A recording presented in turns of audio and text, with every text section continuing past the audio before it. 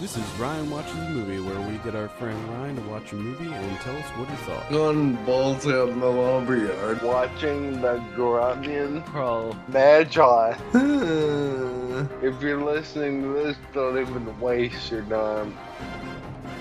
Hello, welcome to Ryan Watches a Movie. This is episode number 238. My name's Adam Patterson. Joining me today, we got Kevin Rakestraw. How are you, Kevin? Good. We're also joined by Ryan Holes. How are you?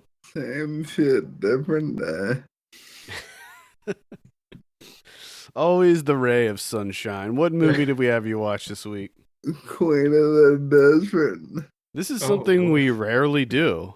We picked Queen of the Desert in honor of Queen of the Desert coming out. Same movie.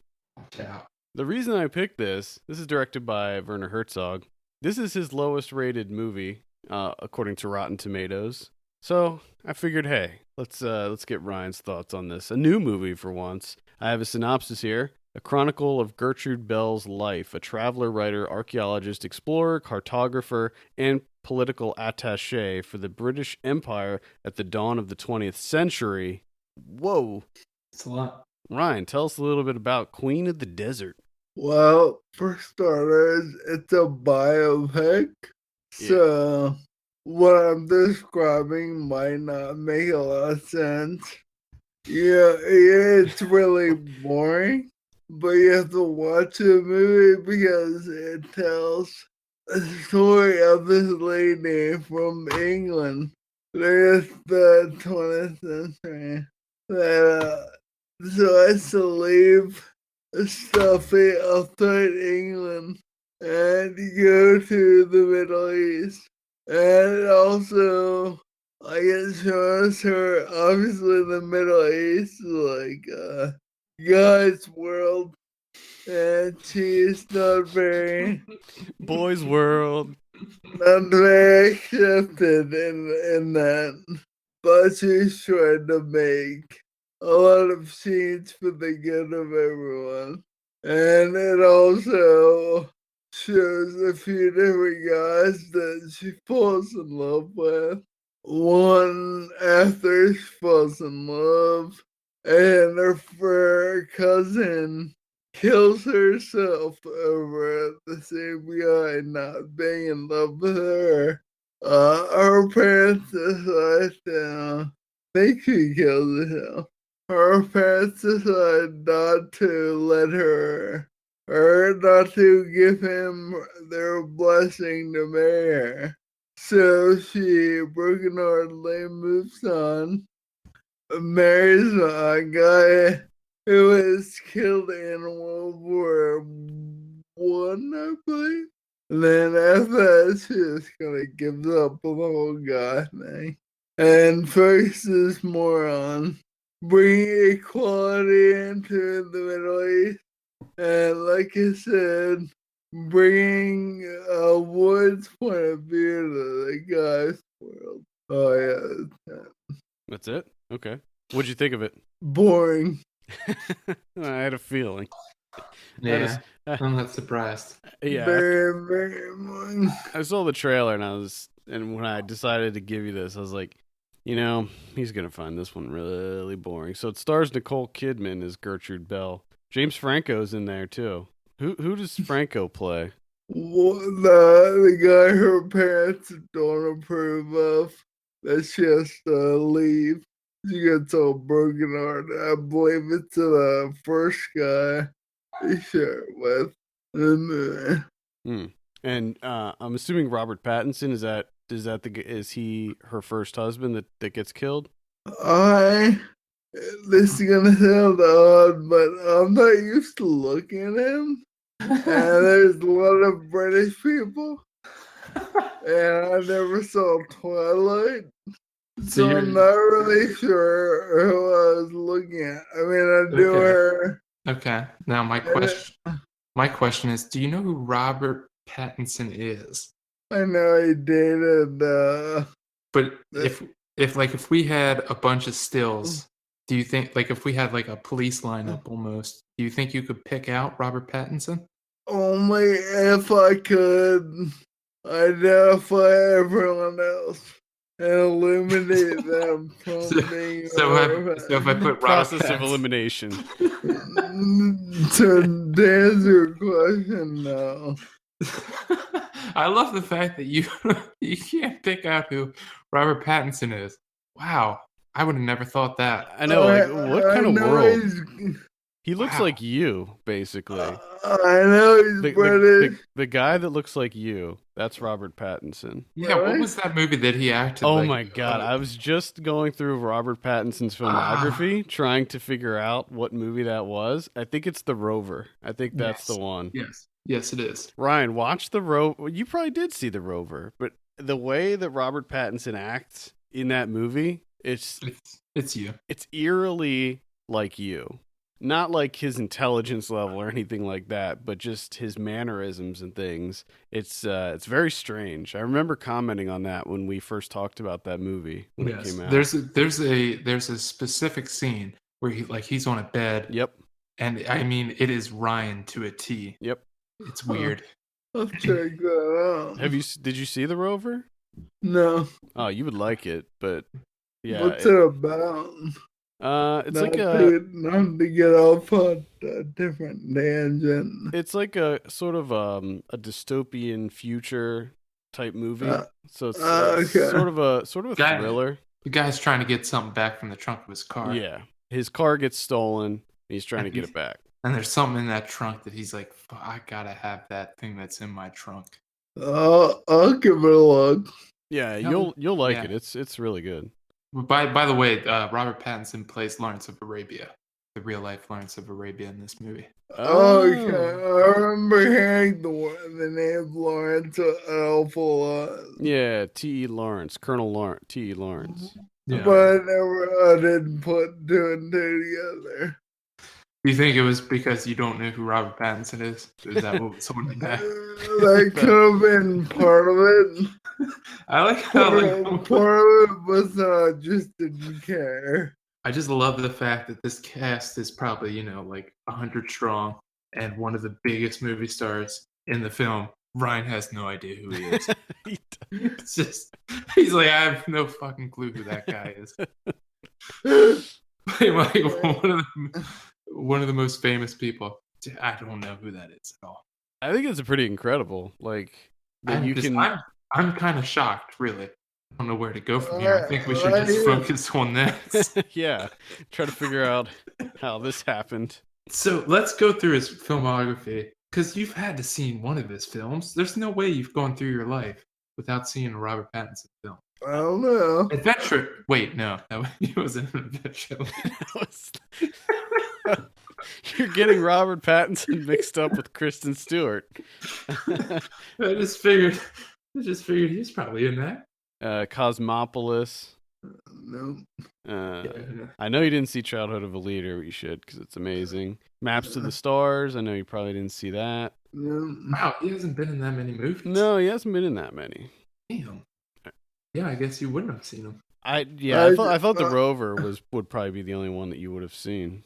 I know him from Twilight and me, Kristen Stewart's boyfriend. That's the only two ways, and I never saw Twilight.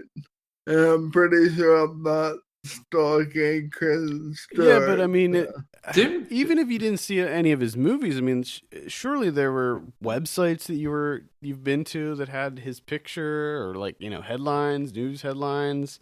It's just so weird. I know he's British and he's pale. That's all I know. British and pale. I don't know if he's more pale than anyone else that's British. It's well, there's a lot of pale British people. Is he really pale? What is in I mean, Twilight he's pale because he's a vampire. So yeah, he's really pale. That's probably what's in my head then. That's so strange. All right, so you didn't like it. You thought it was boring. Were there any other criticisms you had other than the fact that it was just a boring standard biopic? Was it a standard biopic? I assume so. Did they do anything Did they do anything crazy? I heard a story about there was like a scene with like a vulture or something that was like hanging out beside him. they went, her and James Franco went to visit this one rooftop, and there was a vulture. But I mean, it wasn't like a big dead the story. It was just a thing that happened. I heard that, if I remember correctly, I read that that vulture was not like a trained animal, that it was just hanging out there and they decided to Was eat. was it not CGI? No, it was a real vulture. Damn, then that's pretty good. That I I thought know, it was fake. I know coming in that you had a number solidified in your head. Having this knowledge now that that vulture was not CGI, did that bump it up any? Put that one. Whoa. Wow. That's Watch impressive. out. Get some real vultures in your movies, guys. There you go. Possibly too. Because if it was CG, it wasn't terrible CG, but now that I know it's real, it's pretty good. I love the thought process. It's a real vulture, and you're like, if it was CG, it wasn't terrible. Is it real? Like, it can't get any better than that. It's a fucking vulture. All right. Let's talk about Werner Herzog. I don't know if we've ever had you watch any of his movies. He's a pretty prolific director. I mean, Kevin and I have seen tons of his movies over the years. Well, I don't know. What is he most famous for? Probably his later stuff, although I would say that his earlier stuff was arguably better. I think, now I think he's gotten wider reach with his With later like, films. I would say like Grizzly Man, Rescue Dawn. But I think maybe Fitzcarraldo I mean, that was like his might big. be. I think that's the one that like really solidified him. But I'm sure, Ryan, you've heard of Grizzly Man, right? Yeah, so when that was released, he was on Conan. I saw him at the interview and then.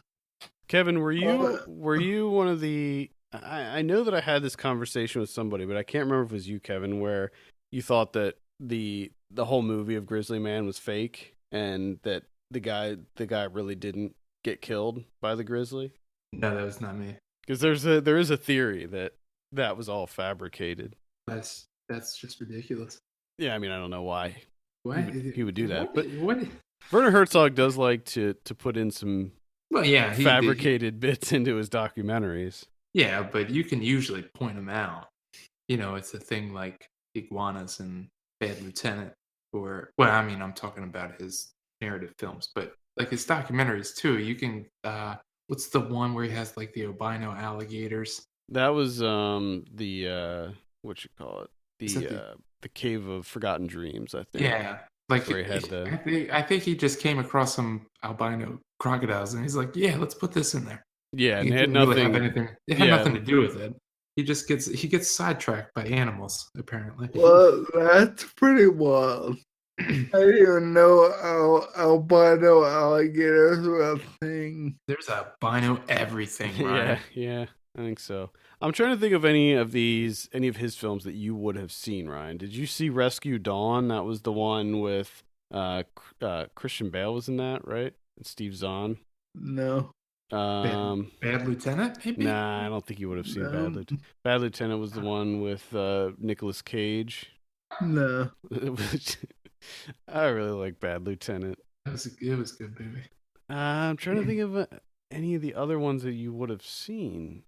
I think that's about it. Yeah, I think those are probably his most absolute mainstream. So then why is he known? Why is he so popular then? Because he's been making movies since the 60s.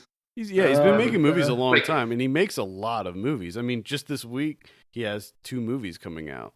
So, and I mean, he's absolutely insane. Yeah, that's what you need to know. His movies are very, very just kind of batshit. Like I think I honestly think you would probably like a lot of his movies. Like the documentaries are absolutely fascinating for the most part. Like Into the Abyss is great. Cave of Forgotten Dreams. You'd probably really like the one that he did called Lo and Behold, Reveries of the Connected World. It's all about technology. The internet. Oh yeah. Oh, you did see that? I think I did. That was a documentary, and Yeah. the cover has like cute iPad. What it looks like. I know what the cover looks like. It's like it's a dude with like wires coming out of his head. It's like wearing a helmet that has tons of wires. Yeah, I've seen that. Yeah, that movie's good. Into the Inferno, his volcano documentary that came out last year, is quite good too. I've heard of that. I think you'd probably like a lot of his stuff. I mean, obviously, Grizzly Man is arguably one of the best documentaries of our time, I would say. Yeah, I think if you knew about Werner Herzog, you would find him absolutely fascinating, like most people do. Like the fact that he ate his own shoe. He did eat his own shoe, and he also got shot while doing an interview, and he kept doing the interview even though he just got shot, which was hilarious. He did voiceover for The Simpsons because he thought it was a comic. He had no idea there was a TV show. Oh wow! The movie Fitzcarraldo, the movie that kind of made him big, is he actually moved a 340-ton steamship without using special effects. The crew actually moved it over a mountain. Yeah, it's insane. Dear Lord. They did it like essentially by hand. They didn't use cranes or anything like that. They pushed it. They literally pushed it. They'd use like, the old methods of like laying down logs and rolling it. I mean, it's insane. Wow. Yeah, he's a crazy man. He's threatened to kill numerous people. There was that whole was that in what you call it? I think it was in a lot of movies. It's in a lot because I know he did For Heart of Glass. Because I read the book of the production where it, like some guy had to go somewhere, like he had some pressing issue to get to, and he just drove to the side of a cliff and opened up the van. And he was like, "You either get out here or you go back to the shoot." And but there was that famous story about him and Klaus Kinski, and I think it was on the set of I don't know how to pronounce it, the Aguirre, Wrath of God, like that, where I can't remember, like I think it was Klaus Kinski that pulled a gun on him, and I think Kinski's pulled a gun on him more than once. There was like a huge blowout that they had on set of that movie, and I never saw that movie, but I've seen like tons of clips and stuff, and that movie's completely batshit. Yeah, it's completely insane. What you're saying is making me interested. He's a very interesting character. He's a maverick. I'd call him a maverick, and I don't throw that word around. The Heart of Glass movie, before each take, he put the entire cast under hypnosis. What? And shot the entire film with the cast under hypnosis, except for one character. Really? Yeah. You may know him from some of his acting roles because he does a lot of acting too. Jack Reacher. Did you see Jack Reacher? Parts of it, yeah. He was the bad guy. He was like the main villain in Jack Reacher. Did you watch Julian Donkey Boy with us? No, I don't think so. I think we watched that at my house. King Julian. Him and the blinds. Yeah. And I think didn't he drink what did he drink out of his shoe? Or a flip flop? Was it a flip flop? Yeah, I think so. He did do a voice on Rick and Morty too. We were just talking about Rick and Morty. Really? Yeah. He was in Interdimensional Cable 2, which I love those episodes. He was one of the aliens on one of the channels that they watched. I'm trying to think of. He was on. He did a voice on the Boondocks. Oh yeah, I like that short. What Dreams May Come. He was in that movie. What is that? I saw that, but I can't remember. That was the one with Robin Williams. Face. He was in Metalocalypse. Yeah, he was in 9 episodes of Metalocalypse, which I didn't even know. I didn't know that. Yeah. I thought it was just somebody that because sometimes you have these people that just sound like him, like they do the voice. Yeah. I thought that's what it was. I didn't even realize it was really him. He was in Penguins of Madagascar as well. I know you love your kids' movies. I'm sorry to say I didn't say that one. All right, well, let's go ahead and give you your drum roll. What do you give Queen of the Desert? 5. That is a 5 out of 10. So even though you thought it was boring, you thought it was pretty It was- average. So Yeah, it was well made. It's important, not for me. okay, all right. This is the part of the show where I normally ask you what you think of an upcoming movie, but So Ryan, based on this, are you interested in Queen of the Desert? I am not. I could ask you if you've seen anything about his other movie that came out last week called Salt and Fire. What do you think about? Have you seen anything about Salt and Fire? I am not. It's another narrative with Michael Shannon, Gail Garcia Bernal. I am not. Okay. From what we were describing, are you now interested in maybe seeing some other Herzog stuff? I am. Good. Oh boy, Good. watch out. He's a great director. I mean, he definitely has hits and misses, but it's always going to be something different with him. Any final thoughts, Ryan, on Queen of the Desert? No, it's boring as shit.